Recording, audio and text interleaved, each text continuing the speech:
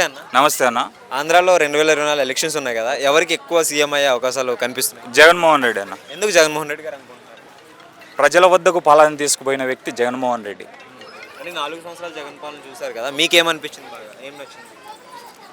ప్రతి స్కీము ఒక గాంధీజీ కలలు కన్న స్వరాజ్యాన్ని, గ్రామ స్వరాజ్యాన్ని గ్రామ స్థాయి నుంచి ఇంప్లిమెంట్ చేసుకుంటూ వచ్చిన వ్యక్తి జగన్మోహన్ రెడ్డి. అంటే ఏవైతే పథకాలు ఉన్నాయో వీటి వల్ల మరో శ్రీలంక అవుతుందని చెప్పేసి ప్రతిపక్షాలు అంటున్నాయి.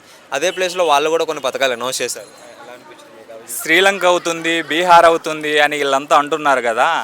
మేము గెలిస్తే 15,000 ఎంతమంది పిల్లలు ఉంటే అంతమందికి ఇస్తామంటున్నారు. మేము గెలిస్తే 5 సిలిండర్లు ఉచితం అంటున్నారు. మేము గెలిస్తే ప్రతి మహిళకు 18,000 నిండితే చాలు 2,500 డబ్బులు అంటున్నారు.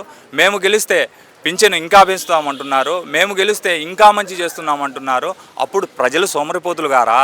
అప్పుడు ప్రజలు ఎరిపప్పులు గారా? వీళ్ళు చెప్పే ప్రభుత్వ మాటలు వినడానికి 2014లో చెప్పారు, మోసపోయారు, జనాలు చూశారు.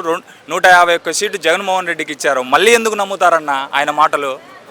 స్కూల్స్ ఎలా ఉన్నాయంటే, అంటే నాడు నేడు కార్యక్రమం స్కూల్స్ ఎలా ఉన్నాయి అనే దానికన్నా ఒకసారి చంద్రబాబు సొంత నియోజకవర్గం నారావారిపల్లె, ఆ నారావారిపల్లెలోనే ఆ స్కూల్కి వెళ్ళి విజిట్ చేస్తే ఎలా ఉండేది, నాడు నేడు కార్యక్రమం ద్వారా దాని యొక్క రూపురేఖలు ఎలా జగన్మోహన్ రెడ్డి మార్చాడో తెలుస్తుంది.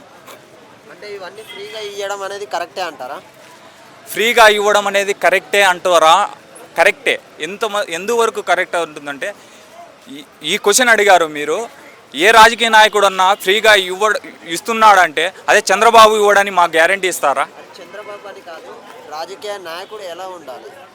రాజకీయ నాయకుడు అభివృద్ధి చేసేందుకు ఉండాలి, విద్య వైద్యం పరంగా గుడ్గా ఉండాలి. కానీ ఈ రాజకీయ వ్యవస్థ అనేది దెబ్బతినడం జరిగింది. ఈ దెబ్బతినడం వల్ల గ్యాస్ ఫ్రీ ఇస్తాము, బస్సులో ఎక్కితే ఫ్రీ చేస్తాము, అది చేస్తాము, ఇది చేస్తామంటారు.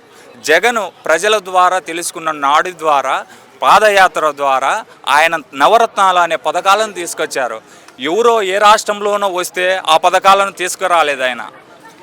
ఇంకొకటి ఉద్దానం హాస్పిటల్ ఉంది కదా, దాని గురించి ఏం చెప్తారు? రీసెంట్గా ఉద్దానం హాస్పిటల్ అనేది ఇప్పుడు నుంచి సమస్య కాదన్న, అది లాస్ట్ 40 ఇయర్స్ నుంచి ఏపీలో ఉన్న సమస్య. అది చంద్రబాబు నాయుడు 14 సంవత్సరాలు ముఖ్యమంత్రిగా ఉన్నాడు. ఆ 14 సంవత్సరాల ముఖ్యమంత్రిలో ఆయన చేసింది ఏమీ లేదు. ఆయన చేసింది ఏమీ లేక జగన్మోహన్ రెడ్డి ఉద్దాన హాస్పిటల్ను నిర్మించాడు. అక్కడ ఉండే ప్రజలు వాటర్ కానీ, అక్కడ ఉండే హాస్పిటల్ 200 పడకలతో ఆ హాస్పిటల్ కానీ 100% సూపర్గా ఉంది. అంటే ఇప్పుడు జగన్ ఈ 4.5 సంవత్సరాల పాలనకి 100కి ఎంత పర్సెంటేజ్, అంటే ఎన్ని మార్కులు ఇస్తారు? 99% ఇవ్వచ్చు. 1% ఏ నాయకుడు అనేది తప్పు చేస్తాడు. 99% జగన్కు ఆ మార్క్ అనేది ఇవ్వచ్చు.